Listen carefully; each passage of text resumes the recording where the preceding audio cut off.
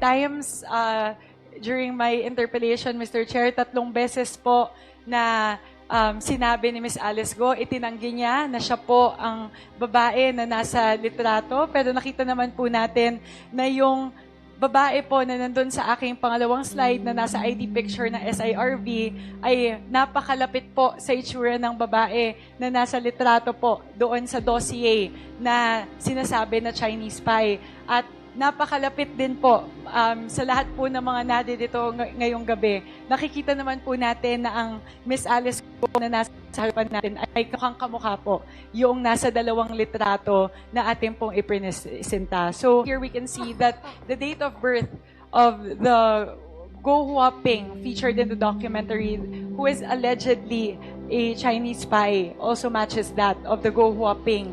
Yung babae po na tinutukoy doon po sa dokumentaryo na Chinese spy po ay pareho doon po sa Go Huaping na kini-question po natin sa ating mga nakaraang pagtalakay.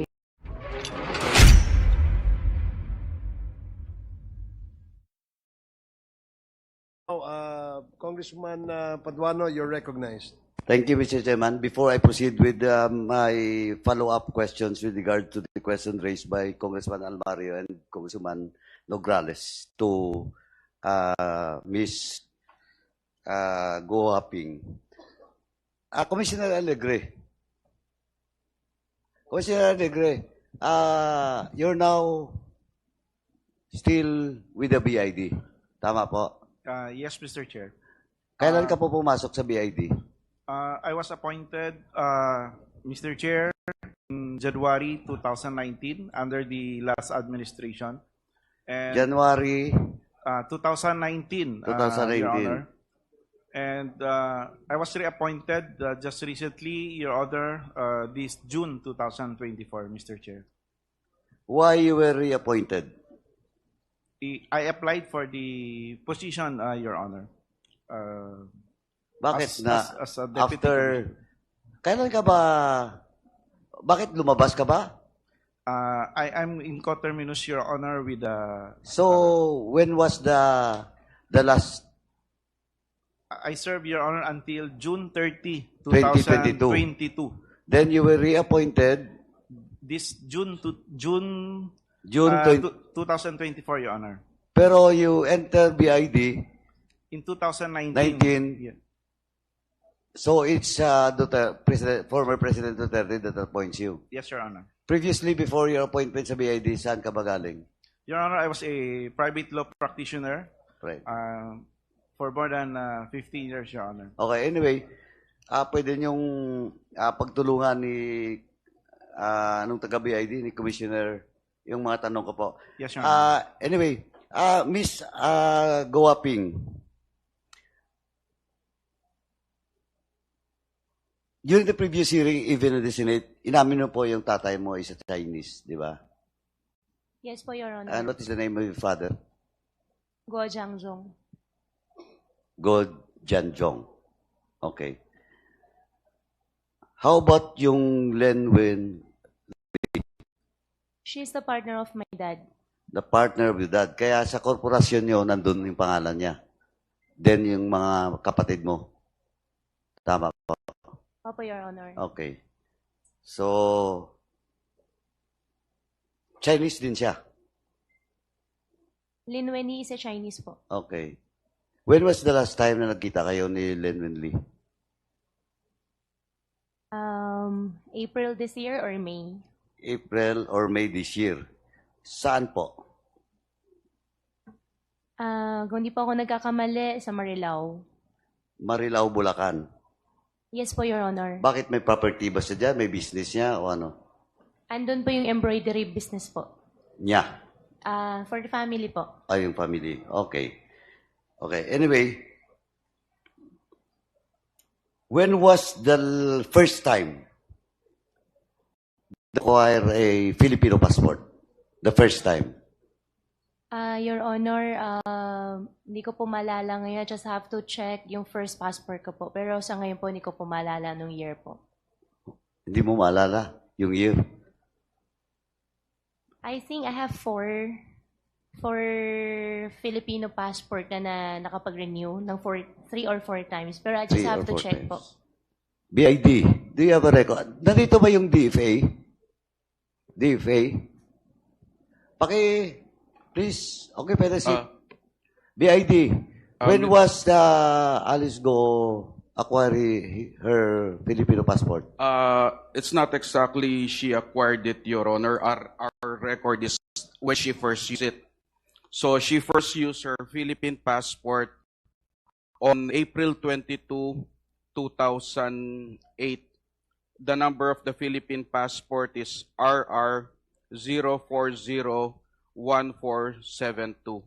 So, That's a departure, Your Honor. 2008. Yes, Your Honor. So this is the first departure. That was, Under this particular name, under the name Alice Go, Your yeah, Honor. Alice Go. Okay. DFA. DFA.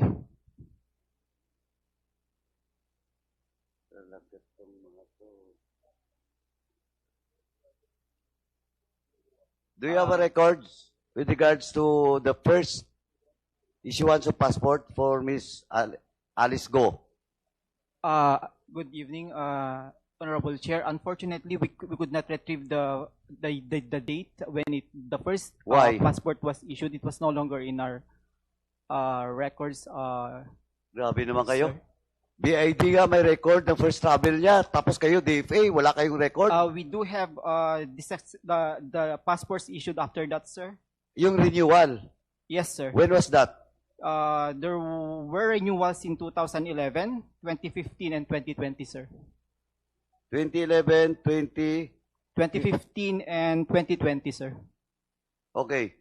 So, in short, before 2008, April, may passport na siya because that was the first travel of Miss Alice Go. Yes, sir. I also confirmed the issuance of the passport number that was earlier stated Okay. from our Anyway. from the BI. Miss Alice Go, how old are you now? 38 years old po. 38. 38. Okay.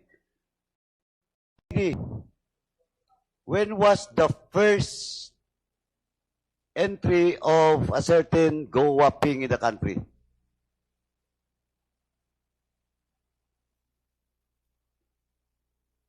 Is it di ba, January ata, 2003? Tama ba?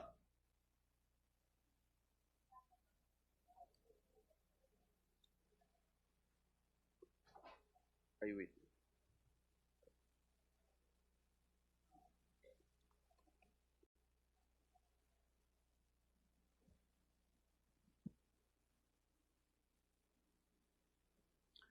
The century of Gua Waping with birthday August 31, 1990, and Chinese passport number 5679410 was on January 12, 2003, Your Honor.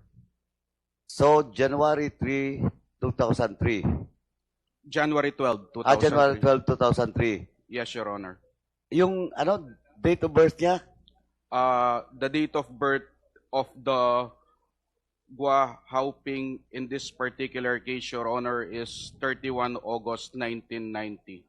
1990. Yes, Your Honor.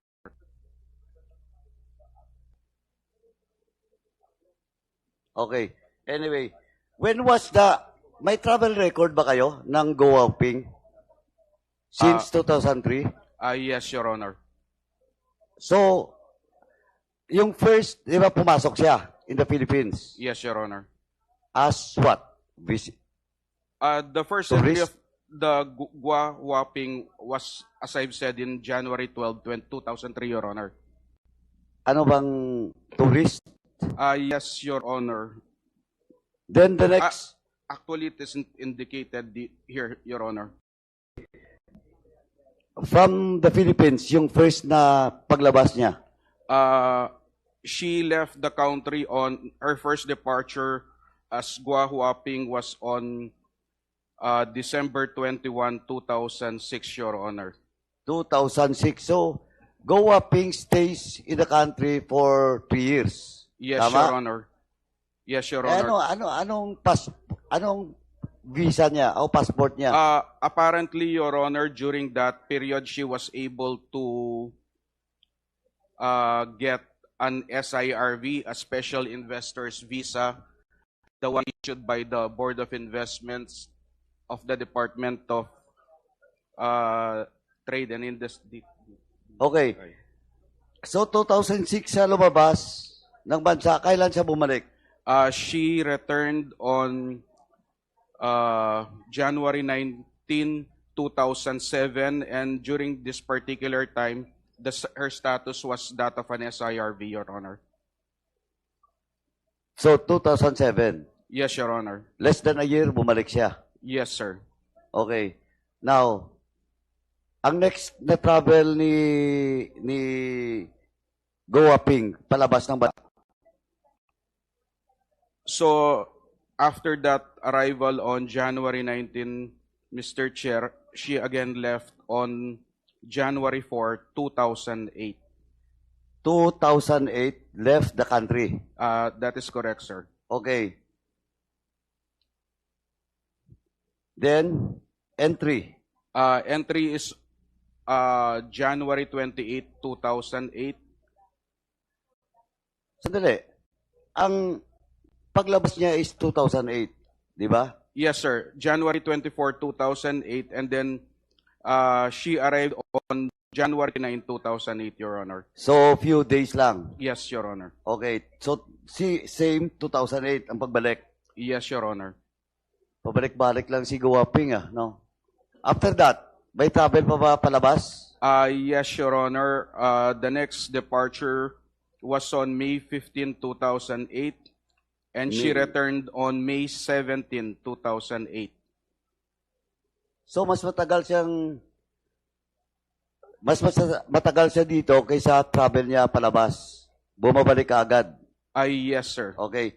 Now, ang pinakalas na travel ni Go Waping, para mabilis na lang po. The last travel of Ho Guaping using she used passport number G34714418 was on March 22, 2011, Mr. Chair. 2011 March. Yes, Your Honor. Okay. That's during her arrival in the country. DFA, when was the renewal of Miss Alice Go doon po sa 2011? Yung first renewal. Huwag ka muna umalis, DFA. Umupo ka nga para mabilis tayo.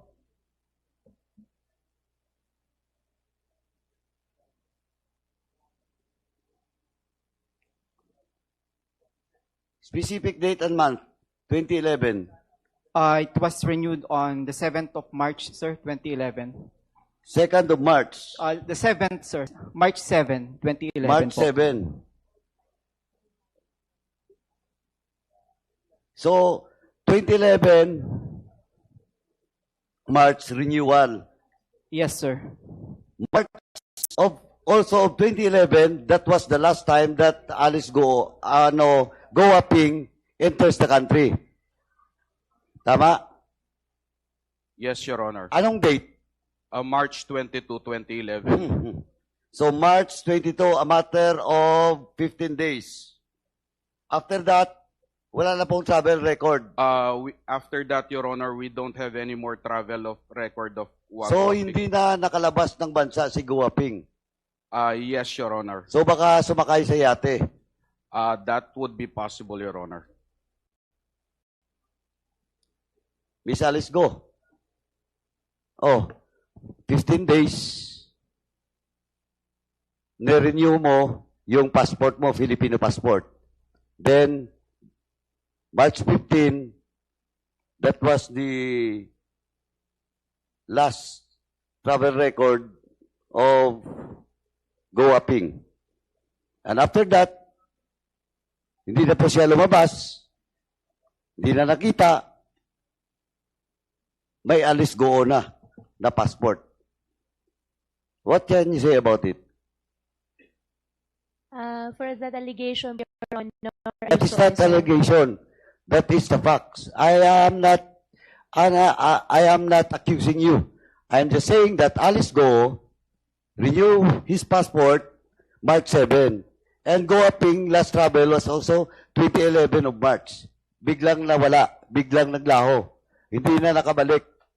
When was BID? When was the last time? Anong country po?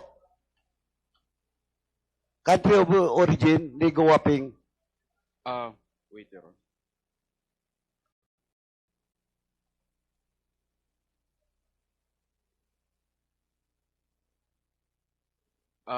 It wasn't indicated here, Your Honor. Okay. During her last trip in 2011, the destination was not indicated here, which is just normal during that time, Your Honor, because the ports were not encoded during that time. But of course, DFA siguro may record kayo. Tama? Kasi tinatatakan yun, di ba? DFA. The records outside, sir? Yeah. Di ba paglabas mo dito sa pagpasok mo doon sa country of entry, may tatak, di ba? Paglabas mo doon, may tatak din. Pagpasok mo dito, tatakan din, di ba? We defer to the BI, sir. As Hindi to the yung record. passport, kasi wala nga silang record, di ba? Tama? Yes, sir, but if they renew the passport, they keep the passport kasi. So we don't have the Hindi, pero yung records nyo, wala? Wala po, sir. Bakit? We don't keep the records Oh, yun ang problema, of the Mr. outside Chairman. travel, sir. That's why yung Mr. passport law, dapat ayusin natin yon. We have to amend that. Kasi hindi natin matrace. Tingnan mo, OBID, yung frequent travel ni Go Aping, anong country?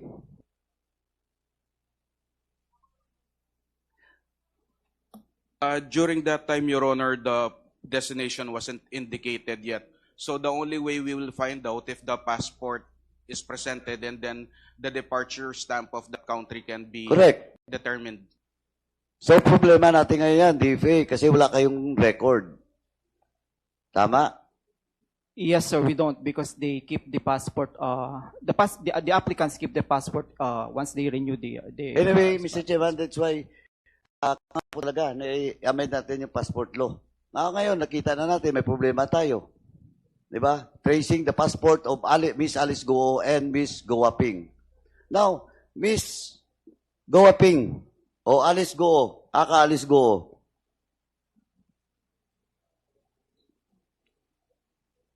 During the investigation sa Senate, saka dito, di ba, yung travel mo from the Philippines, sumakay kayo sa yate, as also told by your sister, di ba ang entry nyo is Malaysia, tama?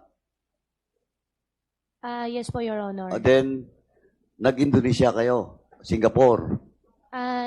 Opo, Your Honor. Your Honor, regarding po doon, I have immigration cases na rin po. Hindi, tinatanong lang kita. Opo. That is not incriminating. What is incriminating na sinabi mo na yan doon? Sa hearing, nire-review ko lang. Opo.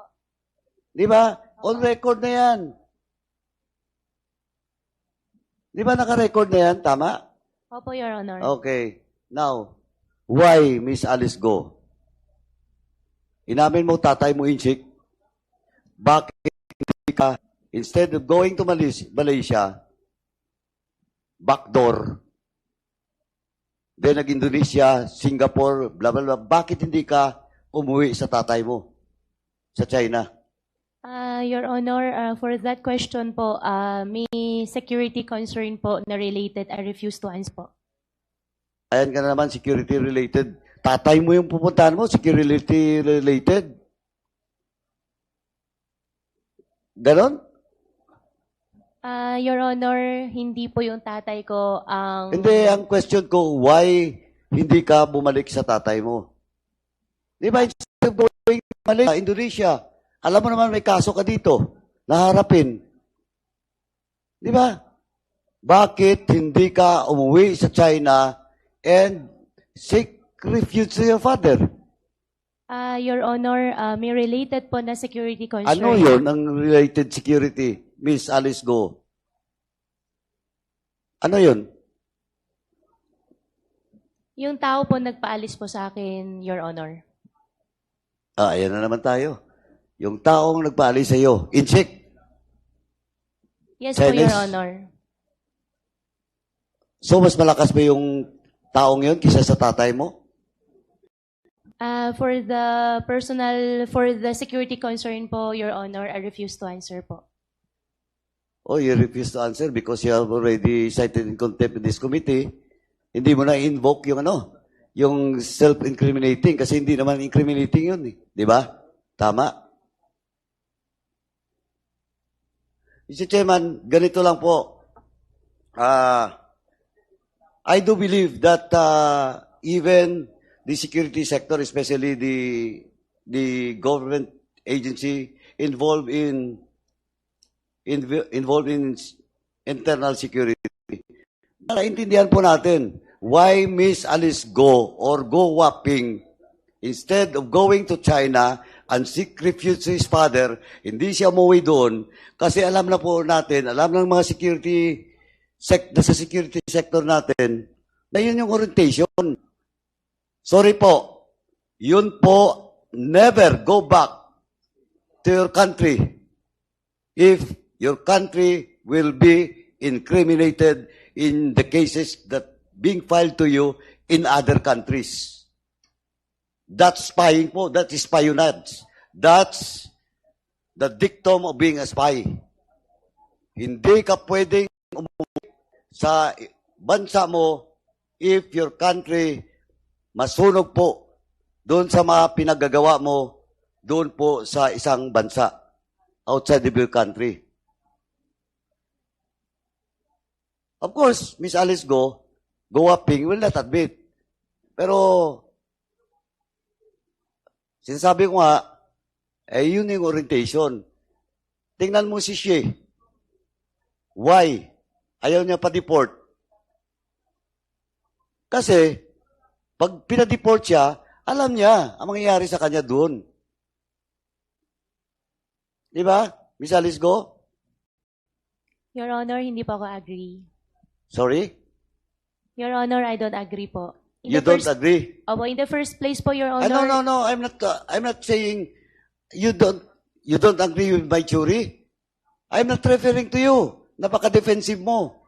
Ang sinasabi ko lang po, yung dictum doon sa mga spy at in relation to espionage, yun po ang orientation ng mga spy. I'm telling you that you're a spy. Ang sinasabi ko lang po, based on the records and everything, why instead of going and seek refuge to China, in which that is the mother country of your father, hindi po tumuwi yun dahil po, yun po. Just like what happened with Mr. Xi and all other spy in the whole world na nasunog. Kaysa masunog yung bansa nila, mas mabuti pang masunog na lang sila. And they will face consequences in that foreign country. For now, Mr. Chairman, I end my interpellation. Thank you po. Thank you, Congressman Paduano. Just for a short manifestation, on the short, Congresswoman Swan Singh, you are recognized. Mr. Chair, may I request for 1 minute just to turn over my slides to our ComSec, Mr. Chair. Just 1 minute, Mr. Chair. Paige, can you assist?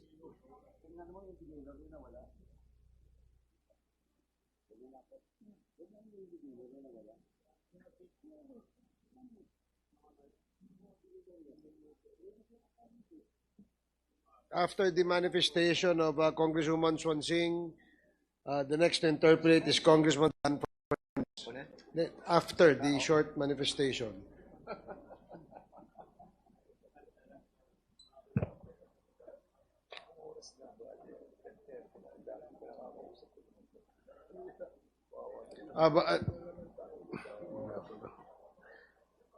We have several resource persons. Yes, our apology, Mr. Chairman, sa mga other agencies who haven't been asked yet. No?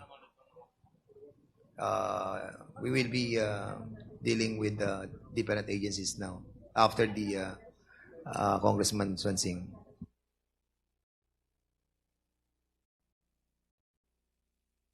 Okay, are you ready, Congresswoman Swansing? Mr. Chair, did the committee secretariat receive the slides already? Secretariat?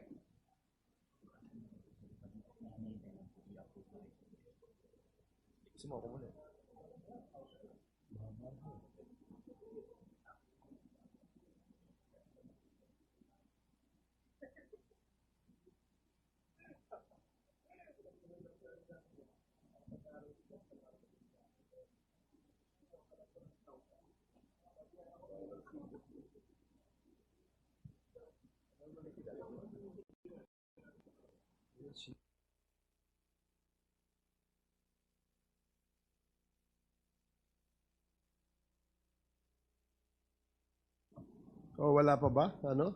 Page? You should have asked the IT guys that they prepared that sana earlier.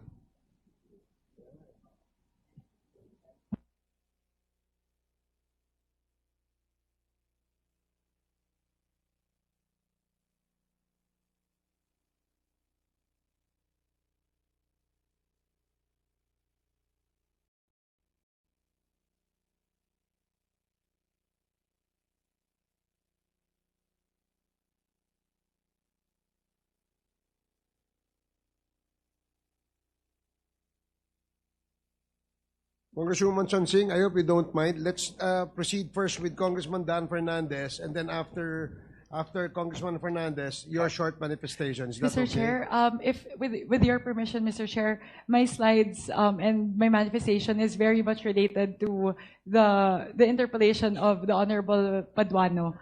So maganda po siya na follow up doon po sa interpellation ni Kong Paduano. Okay, sige. Okay na? Okay, sige. Please proceed. Thank you very much, Mr. Chair. Mr. Chair, I just wanted to put together a few of the documents that were previously presented in this committee as well as in the Senate hearings with regard to the identity of a certain Go Huaping. So, Mr. Chair, here in the first slide, this was sourced from the Bureau of Immigration. This is the list of travel records for Go Huaping. And here on this slide, I wanted to highlight here the date of birth that's indicated on the list of travel records, which is the date of birth repeatedly mentioned in this hearing, which is August 31, 1990. Mr. Chair, I would like to quickly pause and ask Ms. Alice Go, do you still categorically deny that you are the Go Huaping in question with this particular information? Your Honor, regarding citizenship, I invoke my right against self-incrimination because of the cases filed against me in the courts. Mr. Chair, with that response, as you can see here, the status as highlighted by Representative Paduano is under the SIRV, so which is the Special Investor Residence Visa. So on the next slide, here we see the SIRV of the said personality Go Huaping, and these were the documents presented by Senator Win Gatchalian during the Senate hearing last June. And here we would highlight as well that this person has the same date of birth, which is August 31, 1990. So it appears based on the documents of the Bureau of Immigration and the Board of Investments that the Go Huaping in question is the same person. And as we hear, the ID picture resembles very much the Miss Alice Go that is in front of us, Mr. Chair. So again, Mr. Chair, let me pause and ask Miss Alice Go, do you still deny that you are the Go Huaping featured in this photo? Your Honor, regarding the citizenship po, I invoke my right against self-incrimination po. With that, Mr. Chair, I will move to my next slide. This, Mr. Chair, was the dossier that was previously presented by Representative Chino Almario in the Al Jazeera documentary. And in this dossier, Mr. Chair, this is allegedly the dossier for this Go Huaping. So we have here a Chinese translator, Mr. Chair. If I may, Ms. Batay, may I request you to please translate this this date or these numbers that's featured inside the box. Okay, so what's inside the box? First, on the first two words, that means 性别, or the gender, and the next word is 女, or girl, and then the next set of words, 4 words, 民族, that means racial ancestry. So it says here that it's Hanzu, or the Han group of people, or it's a typical term for the Chinese in China. And the next level or the next line, it's 出生日期 or the birth date. Okay, the birth date is 1990年 1990 8月 August 31. Yeah, 8月31日. Thank you very much, Ms. Batay. Given that I don't speak Chinese, Mr. Chair, I relied on Google Lens to translate this page for me. So on this next slide, just to verify and validate what Ms. Batay mentioned, ComSec, please show the next slide. So here, translated by Google Lens, very much is a translation shared by Ms. Batay. And here we can see that the date of birth of the Go Huaping featured in the documentary, who is allegedly a Chinese spy, also matches that of the Go Huaping on record in our Bureau of Immigration Documents and Board of Investment. So, Mr. Chair, kanina po, nung tinanong po ni Congressman Almario si Ms. Alice Go, kung siya po ba yung tao na nandoon sa dossier na sinasabi na Chinese spy, sinabi niya po na hindi. So, Mr. Chair, again, for the third time in my interpellation, I will go back to Ms. Alice Go and again ask, Ms. Alice Go, are you the woman in this photo? Hindi po, Your Honor. Mr. Chair, yun lang po. 3 times during my interpellation, Mr. Chair, 3 beses po na sinabi ni Ms. Alice Go, itinanggi niya na siya po ang babae na nasa litrato. Pero nakita naman po natin na yung babae po na nandun sa aking pangalawang slide na nasa ID picture na SIRV ay napakalapit po sa itsura ng babae na nasa litrato po doon sa dossier na sinasabi na Chinese spy. At napakalapit din po sa lahat po ng mga nadidito ngayong gabi. Nakikita naman po natin na ang Ms. Alice na nasa harapan natin ay kamukha po yung nasa 2 litrato na ating pong ipresenta. So, Mr. Chair, yun lang po. I just wanted to add a little bit more beef doon po sa ating pong assertion na mukha pong yung babae po na tinutukoy doon po sa dokumentaryo na Chinese spy po ay pareho doon po sa Go Huaping na kini-question po natin sa ating mga nakaraang pagtalakay. Maraming salamat po.